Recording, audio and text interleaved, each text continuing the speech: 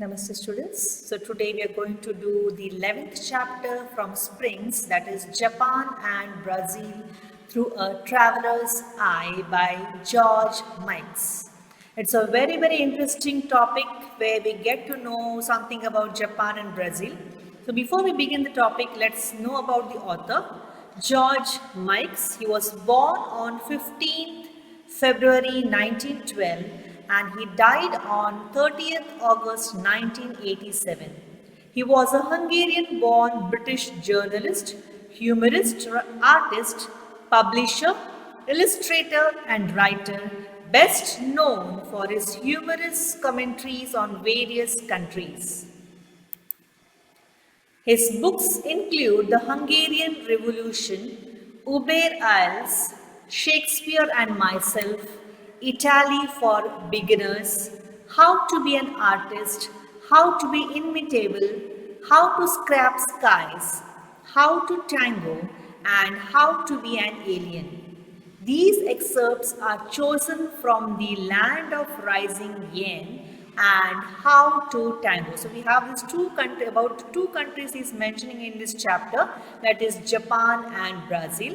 So Japan, the information what we get is taken from The Land of Rising Yen, and about Brazil we have got this excerpt from his book How to Tango. So here, before we begin, let's know what is travel writing. Travel writing is about writing one's experiences of traveling and visiting alien places. Travel writing has become very popular as more number of people have begun to explore new places on the globe.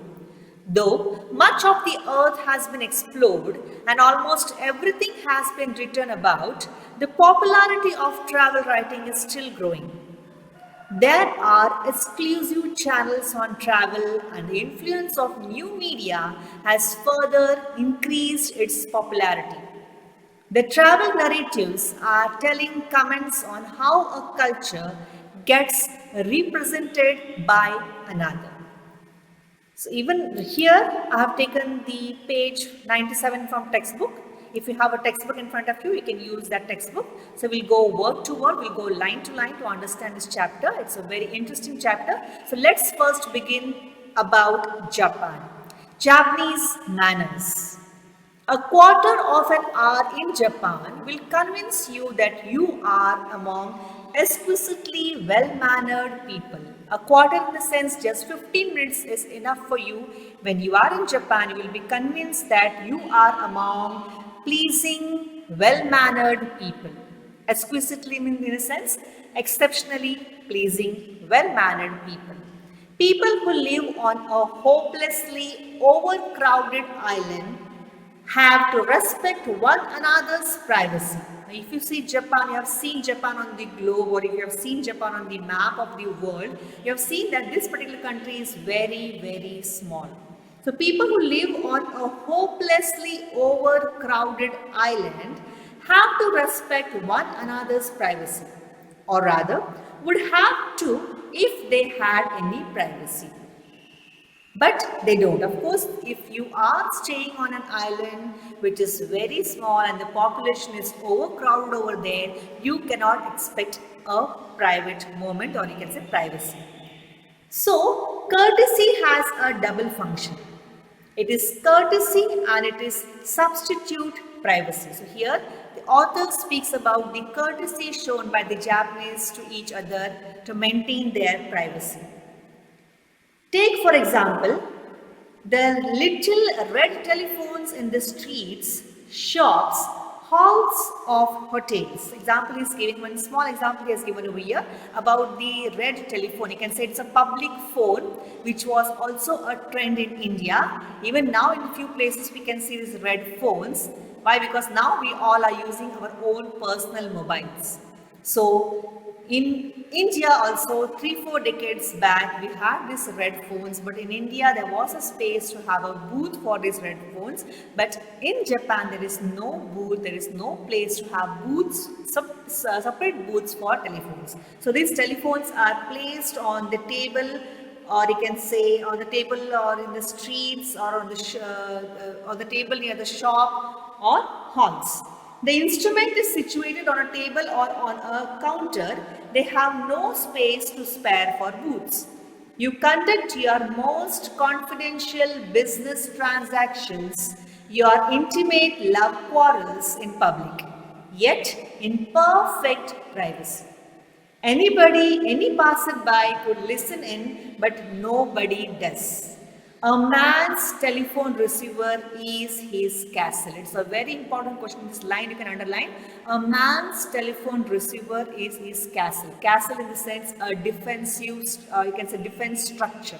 So here, though it is a overcrowded country, though the phones are placed in public places, you can say public phones are placed in public places, yet the people over there, they enjoy their privacy because nobody, even if they are nearby, even if they are listening, they don't bother, they don't care to what you are speaking, like what business transactions are going between you and the person on the next end, or what about your intimate love quarrels. They are not bothered, and in that say they are showing their courtesy to give you privacy. You will be, of course, you will of course immediately notice their mania for bowing. Everybody keeps bowing to everybody else. Now, next thing what he speaks, first of all, he tells about the privacy, about the courtesy of the Japanese over there. And the next page, if you continue, he speaks about the bowing habit, or you can say the way of respecting or addressing other people. So he says that you will of course immediately notice their mania for bowing. Everybody keeps bowing to everybody else with a ceremonious means with ritual, no, ritual ceremony. Ceremonious solemnity of a courtier, yet with a great deal of natural and imitable grace. Solemnity in the sense, quality of being deeply serious and sober. Seriously, they will be bowing to each other, and that too, the way they bow will be natural and inimitable means not imitated. Bowing is neither less nor more silly than shaking hands or kissing the cheek, but it is quantier, more formal, more oriental. I want you to listen to this particular lines carefully. Here the author is comparing the way of wishing others in other countries. He is saying bowing is neither less nor more silly than shaking hands. In few parts of the world, they shake hands as soon as they meet. In few parts, they kiss each other's cheek. In India, if you say, we say namaste, right? We join our hands and we say namaste. So this particular bowing is neither less nor silly than shaking hands or kissing the cheek, but it is quantier. Quantier means cleverly planned, cleverly made. It is more formal, it is more oriental. Oriental means it's the Eastern style. Opposite of oriental is occidental. Occidental. Occidental means Western style. Oriental means Eastern style. So it is more Eastern. It is also infectious. When you go there, when you are seeing the people around you bowing, instead of doing namaste, even you start bowing because it's that habit has, actually you can say it is infectious. After a few hours, you start bowing yourself. But you bow too deeply or not too deeply enough. You bow to the wrong man at the wrong time. You do not clasp. Clasp means to grab. Clasp your hands in front of you, which is bad, or you do, which is worse. So though we start imitating them, though the habit of bowing is infectious, though we start following them, we don't know the exact manner, whom to bow, how to bow, and all these things, and we do a mess, we do wrong bowing, and that is what the author is pointing out over here. You will discover that the Japanese have a complicated hierarchy in bowing, who bows to whom, how deeply, and for how long. One of the here he has given the you can say experiment which was done in American states, or you can say the rule which was followed, which now it is not followed, it has been removed. So here he is comparing the bowing of the Japanese to the American traffic law. He says that one of the American states had an early traffic law which laid down that if two cars meet at an intersection, neither was to move before the other had gone. Now here, if you say it's very, very complicated, if you see the two cars standing in front of each other, which one has to move first has to decide. The same way, when Japanese they bow, who will stand erect first is not clear to us, but it is very, very clear to them. Similarly, if two Japanese bow, neither is to straighten up before the other stands erect in front of him. A little complicated to us. Of course, we are the strangers in that land, and when we see those people bowing, we don't know exactly how to bow, and we don't know who will stand erect first, whether you should do or the person in front of you who is bowing to you. So it is very, very complicated to us. The writer continues, they manage it without difficulty, and even the smallest difference in rank, standing, age, social position will be subtly reflected in that split second of one man's bow is shorter than the others. Of course, the one who is elderly in age, or who we can say whose social position is high or whose rank is high, they stand slightly erect, and the other one who is bowing, who is less than that, they have to bow still more deeply as compared to the person who is bowing. So here he has given certain rules, the basic rules. Okay, one line I have just missed out. In many cases, there are clear-cut differences in position and no difficulties. So that, what is that particular thing? He has clearly mentioned over here. Let's go to the next image. It will be clear over there. So the basic rules inside the family: the wife bows to her husband, the child bows to his father, younger brothers to elder brothers, the sister bows to all brothers of whatever age. So this is what is the hierarchy followed. These are the basic rules inside a family which a family follows when they are bowing. Here it's clearly mentioned that wife bows to husband, son or daughter bows to father, elder brothers are being bowed by the younger brothers, and sisters should bow to all the elder or younger brothers in the house. I saw babies carried in Japanese style on their mother's back in clever little saddles, and whenever mother bowed, baby bowed too, somewhat condescendingly. Now, condescendingly means to come down. If you have seen in the picture given in the textbook, you can see a lady who is having a baby in the saddle at the back of her, you can say at the back. As soon as she bows, automatically even the baby bows. We can say the baby also is learning since childhood how to bow and in front of whom to he should or she should bow. So from his majestic height, Japanese stores employ bowing girls who stand at the top of escalators and whose only duty is to bow deeply and differentially to all and sundry. So here in Japan, there are bowing girls who stand at the starting, or you can say at the starting point of the escalators, and their duty is to bow. Depending on the rank, depending on the status, depending on the age of the person, the two girls standing there at the top of the escalator, their duty is to bow. So sundry means separate, or you can say miscellaneous. The Japanese equivalent to our page boys who turned revolving doors for us. Now here the author is speaking about his country where they have page boys. Page boys are nothing else but serving boys, where their duty is to turn the revolving doors for the customers or for the passengers or for the people.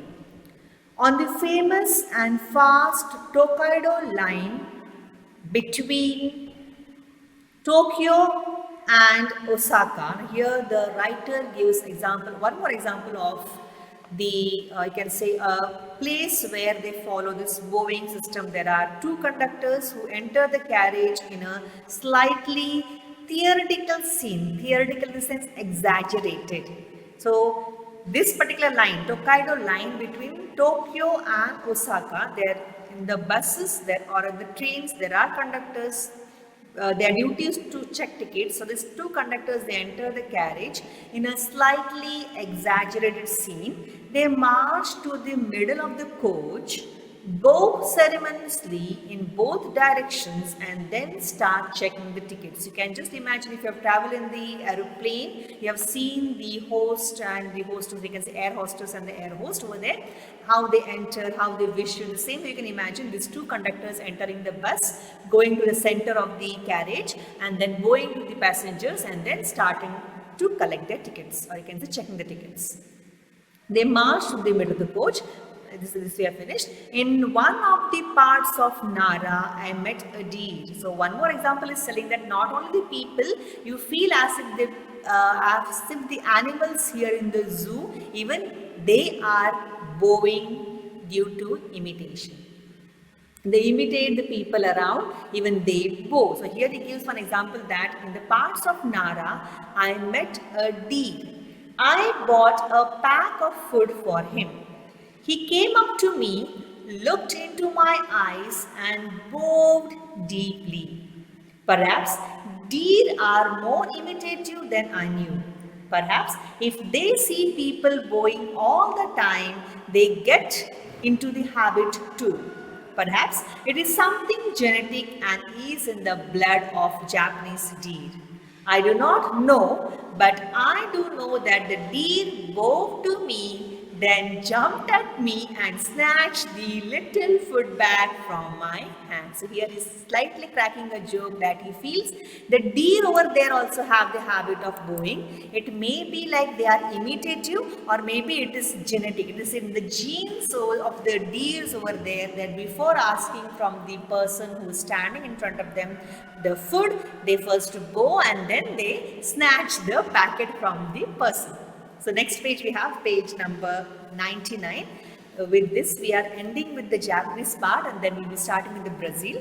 So in this too, the deer was a true Japanese. You can often see people bowing to each other with ceremonious serenity. Serenity means what? Peacefulness. At bus stops. You might have seen any Japanese movies, or you can say you have seen any songs, or maybe you have seen the people standing in a queue at a bus stop will be bowing to each other. But here next moment he cracks a joke that as soon as the bus arrives, the bowing gentlemen are transformed into savages. Savages are actually what? I think wild people.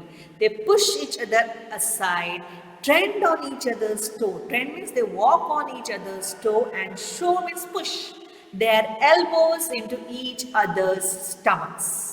Okay, so in this way he is commenting about the Japanese bowing mania. Next we have eating soup.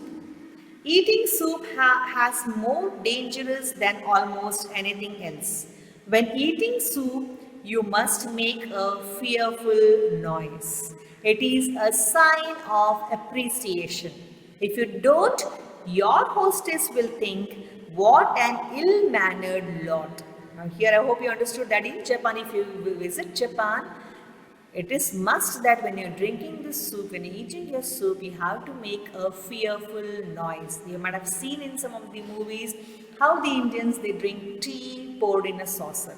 You might have seen in the Indian movies, they show that the hero belongs to some high society, the girl belongs to some lower society, and one day they meet and then she takes him to a nearby tea stall, and the way she drinks the tea looks ill-mannered, but she says that is the way you enjoy your tea and all these things. So here you can see the Japanese, they love the hostess who is serving you this soup. She would love to hear you making a fearful noise, because making a fearful noise is a sign of appreciation. So being a Japanese, if you make a noise, it is appreciated. You can say the hostess will be happy. She will understood that you are appreciating her soup. But if you are not a Japanese, you are from the outside, or you are a foreigner, you will be called as reasonably well-brought European who makes such disgusting noises when eating soup.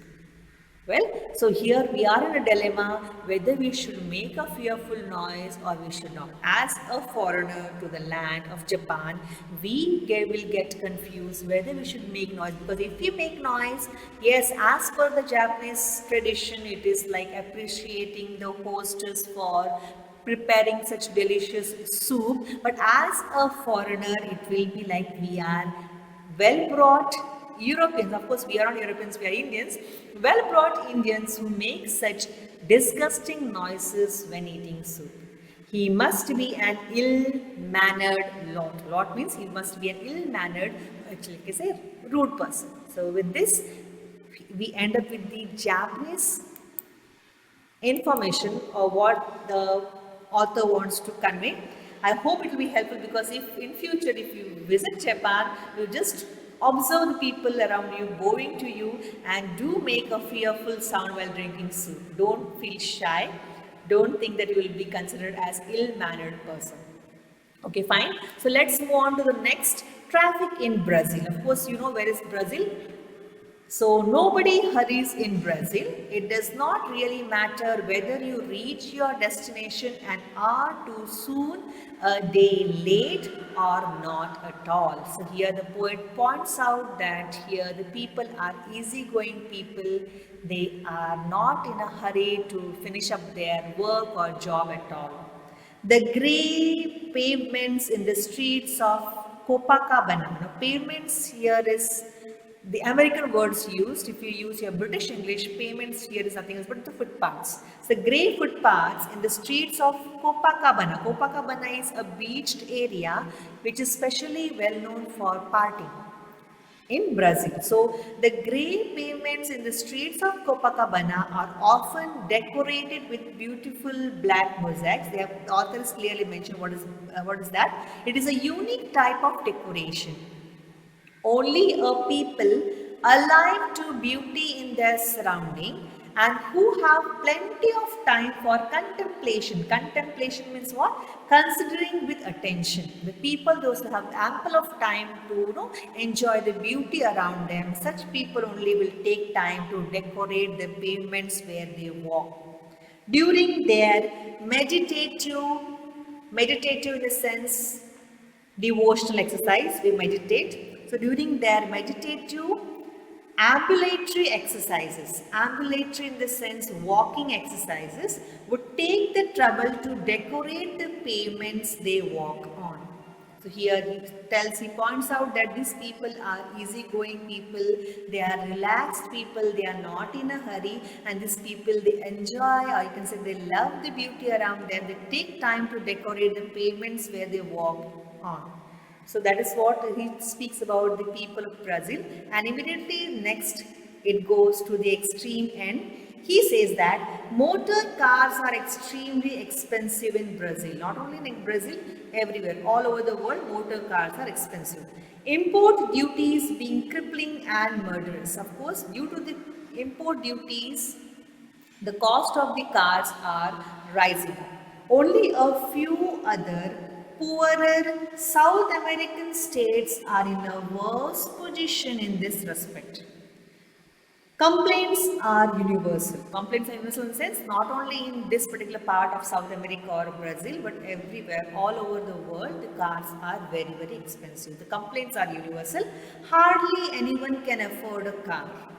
Yet, this only means that a number of motor vehicles is growing by leaps and bounds, almost as if cars were distributed free of charge to all and sundry. Thus, the pedestrian's life is becoming more hazardous every day.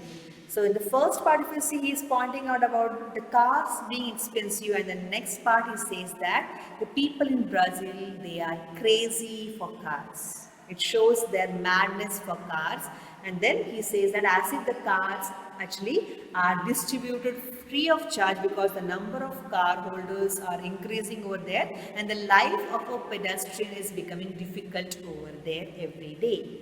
It is not that drivers do not care about pedestrians. The trouble is that they do care about them. They are in fact on the lookout for them. As soon as a driver notices a pedestrian step off the pavement, he regards him as fair game. He takes aim and accelerates. Here is cracking a joke that it is not that they don't care about the pedestrians, but here they wait for the pedestrians to step down the pavement, and as soon as the pedestrian steps down at the pavement, the driver aims and accelerates. He is just again cracking a joke about the madness of the people over there for car driving. So the pedestrian has to jump, leap and run for dear life. He does not resent this in the least.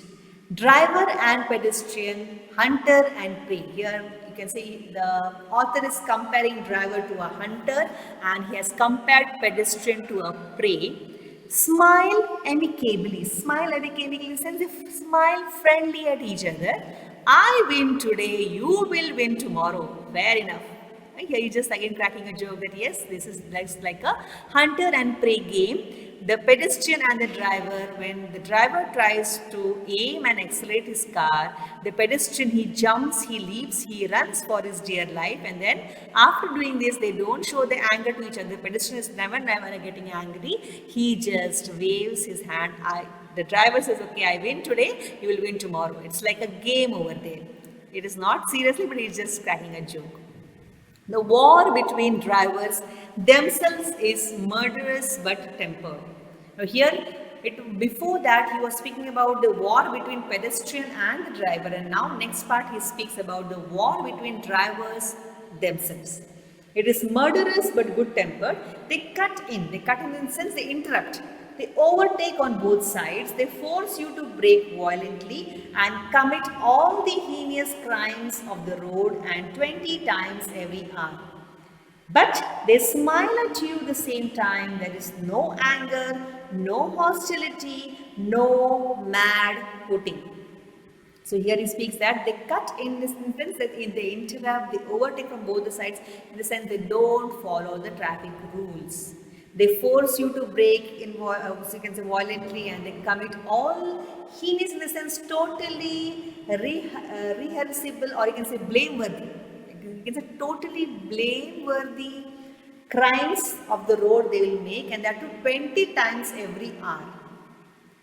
By reading this, you can I think you can recall the traffic rules, how it is followed in India, right? Even we Indians, we try to overtake each other, and that's why there are lots of accidents happening in India, right? So here at the end he says that, but they smile at you at the same time. There is no anger, no hostility, and no mad hooting. Hooting in the sense they don't cry at each other, they don't shout, they don't scold.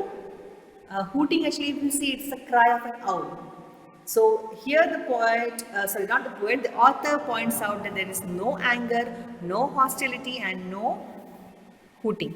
So with this we end with the information given by the author about Brazil. We'll just revise the entire chapter. I have certain slides with which we can revise the entire chapter. The remaining part is he is just pointing about how the traffic is there in Brazil, how the traffic moves fast, and how it is difficult for a pedestrian to cross the road. That is what it's giving the next part. You can read it, you can enjoy the joke he is cracking over there. So let's see the next slide. Here is just a revision, or you will just take and revise what we have learned about Japan. Japanese manners, courtesy substitute privacy. The writer observes that Japanese are well-mannered people. They respect one another's privacy immensely. Courtesy has a double function there. It is courtesy and it is substitute privacy. They conduct their most confidential business transactions, their love quarrels in public in perfect privacy. I hope you are able to recall what we have learned. Bowing is the next part in Japan. Everybody in Japan keeps bowing to everybody else. It is a mania. Bowing is quainter, more formal, more oriental and infectious too. I have explained you the meaning of quainter and about oriental also. So Japanese have a complicated hierarchy in bowing. Who bows to whom, how deeply and for how long. Though a little complicated to us, they manage it effortlessly. Even the smallest difference in rank, standing, age, social position will be subtly reflected in that split second. The wife bows to her husband, the child bows to his father, younger brothers to elder brothers, and the sister bows to all brothers of whatever age. The writer notes that despite with their distinct manners, Japanese can turn into savages as soon as the bus arrives. The last part where he cracks a joke about bus, and then you have this eating soup. One must make a fearful noise while eating soup in Japan, for it is a sign of appreciation. It must be according to the expected levels of approval, or it is thought to be an example of ill manners. I've explained you.